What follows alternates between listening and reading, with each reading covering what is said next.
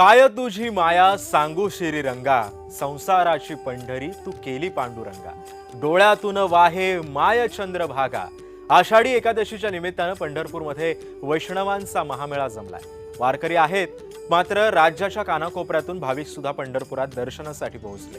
त्यातील काही जणांनी जय महाराष्ट्र सोबत आपल्या भावना व्यक्त केल्या। बघूया। भगवान परमात्मा युगे 28 विटेवरी उभा। भगवान परमात्मा त्या विटेवर उभा आहे। जोपर्यंत भगवान परमात्मा उभा केव्हा कुठपर्यंत राहणार। आईवडिलांची पुंडलिकाची सेवा जोपर्यंत सुरू आहे तोपर्यंत भगवान परमात्मा पंढरपुरामध्ये विटेवर उभा आहे।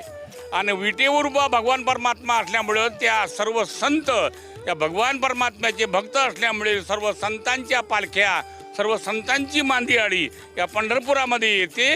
आणि या पंढरपुरामध्ये येत असताना या पंढरपुरामध्ये जेव्हा सर्व संत एकत्र आले ते ज्ञानेश्वर महाराजांनी एकत्र आणले।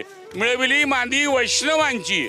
सर्व एकत्र आल्यानंतर ज्ञानोबारायांना असं वाटलं कुठल्या तरी संप्रदायाची स्थापना झाली पाहिजे। मग ज्ञानोबारांनी वारकरी संप्रदाय स्थापना केली। आणि त्या वारकरी संप्रदायाला रामकृष्ण हरी मंत्र दिला, पांडुरंगासारखं दैवत दिलं आणि संत महात्म्यांसारख्यांचा आशीर्वाद मिळाला।